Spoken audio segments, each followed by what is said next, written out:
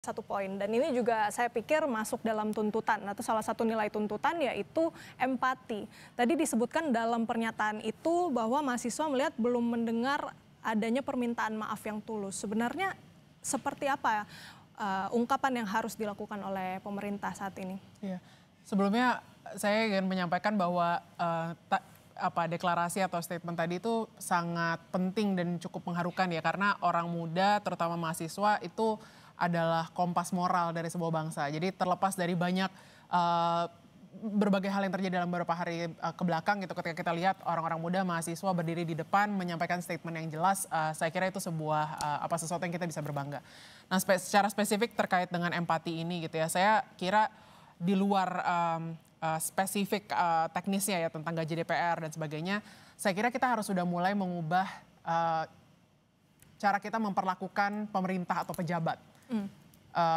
Di level yang paling ekstrim mungkin kita perlu berhenti memanggil mereka pejabat atau pemerintah gitu, karena kan memerintah atau seseorang yang menjabat dan dibesarkan gitu.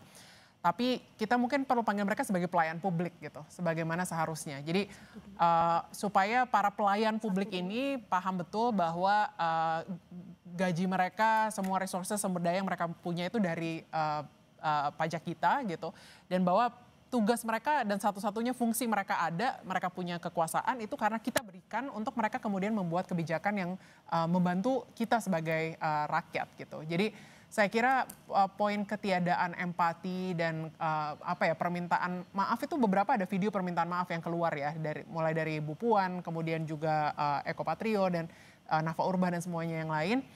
Cuma memang yang hilang itu menurutku juga kepemimpinan. Artinya ketika minta maaf itu lalu apa gitu, apa perubahan sistemik yang ingin dilakukan. Dan tadi sekali lagi kita sudah perlu mendekatkan politisi itu harusnya jadi sangat dekat dengan rakyat gitu. Mereka harusnya wakil rakyat, memahami cara berpikir, keresahan, kesulitan kita sebagai masyarakat sehari-hari di berbagai level kelas, dan benar-benar berangkat dari keinginan untuk melayani. Jadi kembali menjadi pelayan publik, bukan jadi pejabat atau pemerintah saja gitu. Oke, kembali menjadi pelayan publik selain memberikan permintaan maaf begitu ya, namun juga harus ada perubahan sistemik. What's next yang harus dilakukan oleh pemerintah dan juga DPR. Dan saudara, masih ada beberapa pertanyaan yang ingin ditanyakan kepada dua narasumber, baik itu dari Andita Firseli Utami, co-founder Think Policy atau penggagas 17+8 tuntutan rakyat, dan juga kepada Trubus Rahadiansyah, pengamat kebijakan publik. Tapi kita jeda sejenak, tetap saksikan Breaking News Kompas TV. Breaking News Kompas TV akan dilanjutkan oleh rekan saya Ihsan Sitorus.